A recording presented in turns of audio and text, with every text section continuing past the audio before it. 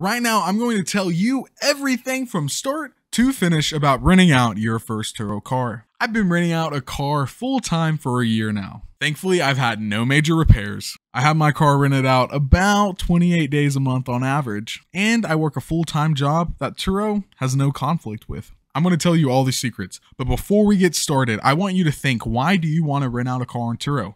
Do you want passive income every month, or do you just want to be able to help afford your dream car? Whatever it is, leave a comment down below. It's very important that we answer that question first. Step 1, what do I look for in a car? The first thing I look for in a car is that it can be rented out on Turo, because not any car can be rented out on Turo. The car can't be more than 12 years old. It has to have a clean title and less than 130,000 miles on the car by the time you register it. If it ages out after you register the car, then you don't have to worry about that. Or if the miles go over, it's no stress. It stays on the Turo app. Then I look for reliability. Yes, you want to buy a car with lower miles, but as you rent it out, people are going to put miles on your car. You want to be able to have a car that isn't known to have a ton of issues. You want this car to be running long and hard for you. That's money in your bank accounts. And every time it's in the shop, it's not only costing you money for it to be worked on, it's costing you money by not being rented out. You also want a car that has good return on investment. Some cars you can put on Turo and they're not going to rent as well as other cars. And some cars rent better in certain areas than others. Like luxury and sports cars are just going to simply rent out better in major cities like LA than they will in states like Oklahoma. There's a few ways to gauge this. Turo actually tells you what cars rent out the best in certain major cities. Now, if you don't live in Dallas, Austin, LA, or any other big city, you just kind of have to pick the closest to you and gauge the market. Either way, go to the website, do your research, and find what car best suits you in your price range. Now that you have a list of cars, get on Kelley Blue Book and price out the cars. Step 2.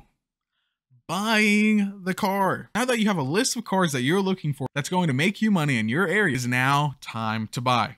But hold on, don't get too excited and dive head first. You need to know how you're going to fund this car. How much is the insurance going to be? You need to price out and do your research a step farther. Now write down a dream case scenario. Now write down a more realistic goals, because everyone kind of gets tied up and emotional when money is involved. When you're looking, if these cars don't match what you wrote down, don't buy it. Now it's time to look. And everyone's first thought is dealership. If you thought dealership, shame. What you're gonna do to make the most money, you're gonna pull out your phone. You're gonna open up the Facebook app. You're gonna click that little beautiful place called Marketplace. You're gonna type in the model of car you're looking for. Then you're going to locate filters and put in the mileage and the price that you're looking for. And you're going to do this 10 times a day for 2 weeks. Oh my gosh, Robert, 10 times a day for 2 weeks is so... Stop. You pick up your phone 100 times a day. This is not a challenging task. Once you find a good deal, you want to move fast. Before you buy the car, you want to do a few things. First off, get a mechanic friend or set up a deal with a mechanic to look at the car. It's going to cost you 60 to 100 bucks to do this, but it's going to save you a headache in the long run. Go to Carfax, put in the VIN number, pay your $40 to see if it's a clean title. Because what if you buy this car and it's not a clean title, even though they said it was, and now you're stuck with a car you can't even rent out? Now, go to the bank, fill out the paperwork, give them cash, buy the car. A week later, fill out the paperwork and get the title and tag. Now to the exciting part. Step 3, setting up the car on Turo. This is the easiest step because Turo wants you to rent cars on their platform because they make money when you do that. However, there are a couple tips to make you stand out to get more days rented. Take good photos. You want to make sure everyone can see your car nice, that the colors are nice. There's not shade over the front end of your car where it's dark and the back end's overexposed. You want to take good photos. Now you want a good description. Talk about the exciting things that you love about your car. Does it have a killer audio system? Does it drive smooth? Does it have great AC that's going to work when it's cold outside and hot outside? These are things that are important to people. Step 4, renting your car. For some reason, this part stresses everyone out because they're like, oh, I have a full-time job, or oh, this, oh, that. I don't want people doing this. There's ways around all of it. So here are some tips while renting out your car to do that. The first thing I'm going to answer is no. You do not need to be home when you're renting out your car. What you're going to do is you're going to go to Amazon. You're going to pick up one of these. $30 on Amazon. You're going to hang it on your door. And now you have this beautiful thing called contactless pickup that everyone loves. Now you're going to type out 3 different messages.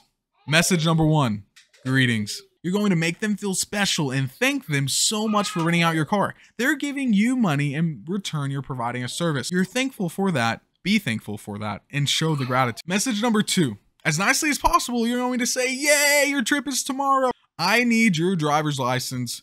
Feel free to block out any sensitive information, but this is the part of the contactless pickup. They're going to send you a picture of their driver's license. Message number 3, once they send you a picture of that driver's license, you're going to say, awesome. This is how you pick up my car. You're going to text them the code. You're going to text them your address. And I even send them a picture of where the lockbox is at. So just make sure to tell them any specific information they need to know to pick up the car. I know these 4 steps sound like a lot, and they are a lot, but they're 4 necessary steps to take to get your first car on Turo to be making $400, $500, $600 a month. If you want to know more about how much I made in the last year on Turo, you might want to watch this video. But as always, I'm Rad Dad Rob, and I'm so thankful for everyone watching. Make sure you like and subscribe for more beautiful content like this.